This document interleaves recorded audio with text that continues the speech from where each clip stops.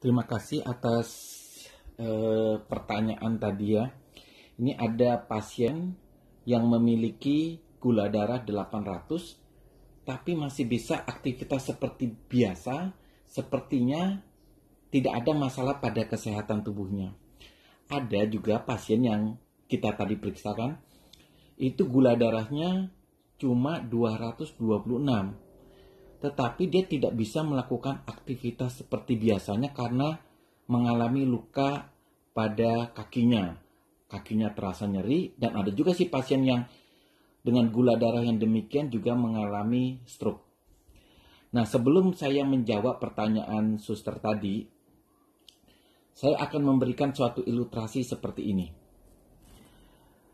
Di suatu pelabuhan, itu ada banyak kapal ya, ada kapal ikan, ada kapal sembako, ada kapal rempah-rempah, ada kapal muat sapi, daging.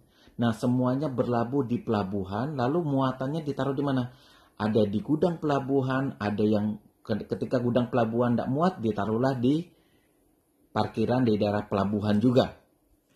Pada saat yang bersamaan, itu beberapa puluh atau ratusan truk itu mengantri, mengangkut muatan tadi, diantar kemana saja. Ada yang ke pasar, ada yang ke toko, ada yang ke toko swalayan, ada ke restoran, ada ke hotel. Pokoknya semua barang-barang yang di pelabuhan itu siap diantarkan. Dan di pasar, di toko, dan swalayan telah terjadi transaksi jual beli. Nah, bagaimana jika alur dari niaga barang ini atau sembako ini bermasalah? Misalnya saja, truk yang biasanya memuat 2000 truk, ya, 2000 truk itu hilir mudik pelabuhan, sekarang hanya tersedia 800 truk.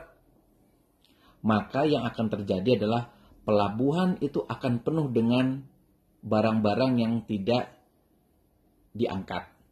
Kemudian pasar, toko, dan swalayan dan restoran tadi akan sepi. Kalaupun ada barang, itu tidak mencukupi. Kemudian tentu harganya akan meningkat. Nah, begitu juga kalau kita pada pasien diabetes. Nah, pada pasien diabetes, ketika dia makan apa saja ya, mau daging, mau nasi, mau gula, itu akan dilabuhkan di pembuluh darah dalam bentuk gula darah. Ada yang sebagian ditaruh sebagai cadangan gula. Dan gula darah ini adalah sumber energi yang dibutuhkan oleh seluruh sel tubuh kita. Untuk mengangkut ke sana, tadi kalau sembako yang ngangkut truk. Tapi kalau ini yang mengangkut adalah insulin. Nah, insulin yang mengangkut ke sel-sel tubuh sehingga sel tubuh kita itu cukup akan kalori. Nah, kalau tadi truknya berkurang, ini jumlah insulinnya berkurang. Maka gula darah yang diantarkan ke sel tubuh termasuk sel otak, jantung, ginjal, saraf kaki itu akan berkurang. Nah, kalau berkurang, maka yang terjadi sel-sel tubuh tadi akan kekurangan kalori. Kekurangan kalori dalam hitungan hari mungkin tubuh masih bisa mengkompensasinya. Tapi kalau kekurangannya sudah cukup lama, misalnya berbulan-bulan, bertahun-tahun, tentu akan menimbulkan komplikasi. Dan kita sudah bisa menjawab pertanyaan tadi. Kalau orang pasien gula darahnya 800 dan dia baru saja menderita sakit gula, tentu keluhan yang bersifat kronis tidak akan nampak pada pasien tersebut. Paling-paling keluhannya cuma rasa lelah.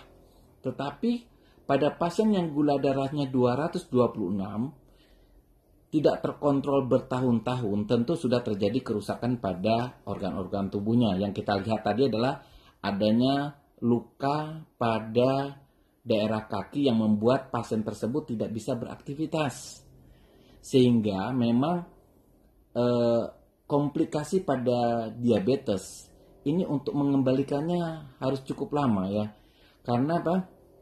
Pertama kita harus mengembalikan gula darahnya untuk kembali ke normal. Artinya kalau gula darahnya kembali ke normal, itu kebutuhan akan kalori pada sel tubuh tersebut akan terpenuhi. Kita juga berhadapan dengan komplikasi, yaitu adanya infeksi, adanya jaringan yang mati. Memang penanganannya akan membutuhkan perawatan dengan biaya yang jauh lebih besar dibandingkan kita melakukan tindakan pencegahan dari awal.